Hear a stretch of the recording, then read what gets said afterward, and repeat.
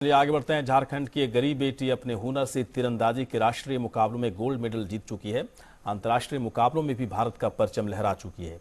इतनी प्रतिभावान बेटी की बदनसीबी यह है कि धनुष खरीदने के लिए इसके पास पैसे नहीं है। 2 लाख रुपए में धनुष आता है। उधर सरकार और तीरंदाजी संघ ने भी हाथ खड़े कर दिए हैं। आप मुझे धनुष दो, मैं आपको गोल्ड मेडल दूंगी। यही कह रही है झारखंड की ये हौसलामंद तीरंदाज बेटी। हौसले बुलंद है, संकल्प भी चट्टान की तरह अडिग, फिर भी मंजिल दूर की कौड़ी साबित हो रही है। धनबाद की रहने वाली अंतर्राष्ट्रीय तीरंदाज सुलेखा सिंह की स्थिति कुछ ऐसी ही है। दरअसल सुलेखा पिछले 7 साल से तीरंदाजी का अभ्यास कर रही है। सुलेखा की प्रतिभा देख टाटा फीडर सेंटर में उसका चयन किया गया।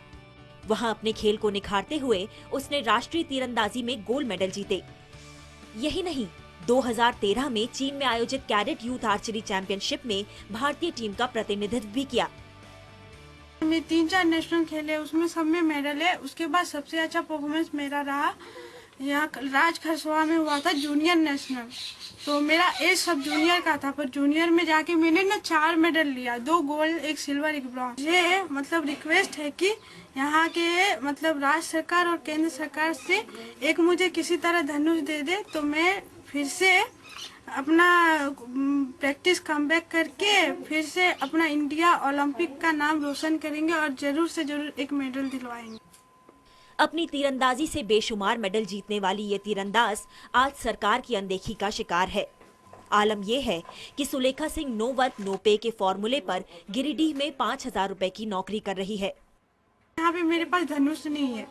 मेरा प्रैक्टिस अक्टूबर से पूरा बंद पड़ा है। उसके चलते हम अभी जॉब कर रहे हैं कस्तूरबा गांधी में। वहाँ पे पर डे मुझे 200 रुपया मिलता है, और अगर वहाँ पे छुट्टी रहा या अटेंडेंस ना हो तो मेरा पैसा कट जाता है। मिला के 3 या 4 हजार मिलता है। सुलेखा के पिता भोला सिंह महुदा में ही चाय की दुकान चलाते हैं, जिससे उनका घर चलता है। माँ घर का चूल्हा चौका करती है। मेरा बेटी का होता ना धनुष तो ओलंपिक खेलते हैं, तो हम लोग गरीब आदमी है तो कहाँ से कुलाएंगे। बोलिए, छोटा मोटा दुकान करते हैं उसका पापा, वही रोजी रोटी चलता है हम लोग का। सुलेखा का कहना है कि मुफलिसी के बावजूद उसके पिता हमेशा उसकी मदद के लिए तैयार रहते हैं। एक एक पैसा जुटाकर अपने दम पर बेटी को खेलने के लिए भेजते थे, ताकि बेटी अपना सपना पूरा कर सके। और जैसे इंडिया राउंड में जो भी सामान है, नोक, पॉइंट, फ्लैश वगैरह, एरो, तो सर पापा मेरे पैसा इकट्ठा करके रखते थे, काउंट करते थे। जिस दिन दुकान में जैसे बचता था वो पैसा जमा करके हमको देते थे। जैसे हम बाहर भी खेलने जाते थे तो टाटा स्टील प्राइवेट कंपनी है, तो घर का ही खर्चा से जाना पड़ता। सुलेखा को अंतर्राष्ट्रीय टूर्नामेंट के लिए रिकव धनुष की जरूरत है, जिसकी कीमत 2 लाख रुपए है।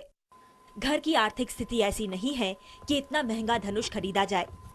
अपना ये सपना पूरा करने के लिए उसने 5,000 की नौकरी भी शुरू की, लेकिन उसका सपना तब टूट गया जब उसे पता चला कि इतनी कम सैलरी के आधार पर बैंक वाले 2 लाख का लोन नहीं दे सकते। तो हम सोचे थे कि अगर कोई मुझे सहयोग नहीं मिलता है तो हम जाके वही जॉब से पैसा इकट्ठा करके लोन लेके मतलब खरीदेंगे, तो हमको बैंक वाला लोन नहीं दिया। धनबाद जिला तीरंदाजी संघ के पदाधिकारी भी यही मानते हैं कि यहाँ अगर खिलाड़ियों को आगे बढ़ना है तो उन्हें अपने दम पर ही बढ़ना होगा। खासकर तीरंदाजी संघ के पास ऐसी किसी मदद की व्यवस्था नहीं है।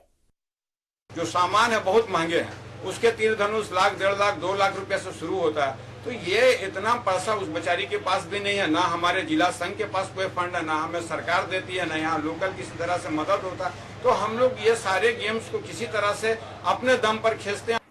ये झारखंड की बदनसीबी है, ये तीरंदाजी संघ की बदनसीबी है कि एक होनहार बेटी पैसों की कमी की वजह से देश का नाम रोशन नहीं कर पा रही है। धनबाद से अरुण तिवारी के साथ टीम न्यूज़ वर्ल्ड इंडिया।